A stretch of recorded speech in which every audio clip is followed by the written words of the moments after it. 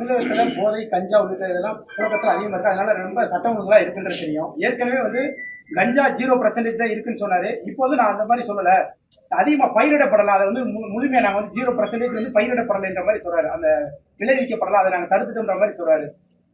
சுகாதாரத்துறை அமைச்சர் மா சுப்பிரமணியன். அதை என்ன அவங்க அது மட்டும் சொல்லல, 525 தேர்தல் அறிக்கையில சொன்னாங்க. அந்த தேர்தல் அறிக்கையை நாங்க சொல்லலைன்னு கூட சொல்லுவாங்க. தேர்தல் அறிக்கை நாங்க சொல்லவே இல்லைன்னு சொல்லுவாங்க. இன்னைக்கு கூட கருமுருகானந்தம் போய் ஒரு போராட்டத்தில் ஆதரவு தெரிவித்து வந்திருக்காங்க.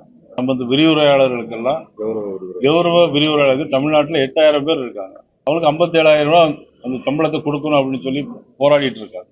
அதே அவங்க தேர்தல் அறிக்கையில் சொன்னது இன்னைக்கு வரை செய்யலை. துப்புரவு பணியாளர்களுக்கு தேர்தல் அறிக்கையில் சொல்லியிருந்தாங்க, போராட்டம் நடத்தணும்லாம் அடித்து அவங்கள துன்புறுத்தி அதுக்கு பிறகு இப்போ கூப்பிட்டு வீட்டில் வச்சு சாப்பாடுலாம் கொடுக்குறாங்க. மருத்துவ துறையில் பார்த்தீங்கன்னா செவிலியர்களுக்கு அவங்கள காலமுறை ஊதியத்தை கொடுப்போம் அப்படின்னு சொன்னாங்க. இன்னைக்கு தமிழ்நாடு முழுவதும் நகராட்சி உதவியாளர்கள் இன்னும் எல்லாம் போராட்டம் பண்ணிட்டு இருக்கிறாங்க. ஆனால் முதலமைச்சர்னா எல்லாரும் ஆதரவு கேட்குறாரு. இப்போ நீ எல்லாம் போராட்டம் பண்ணாதீங்க, எப்படியாவது நான் அடிச்சு பிடிச்சி கூட்டணி மந்திரி சபை எல்லாமையாவது நான் ரெடி பண்ணி முதலமைச்சராக திருப்பி ஜூன் மாதம் முதலமைச்சராக வந்து நான் உங்களுக்கு எல்லாம் தருவேன் அப்படின்னு சொல்லி இன்னைக்கு வேண்டுகோள் விடுத்துட்டு இருக்கிறேன்.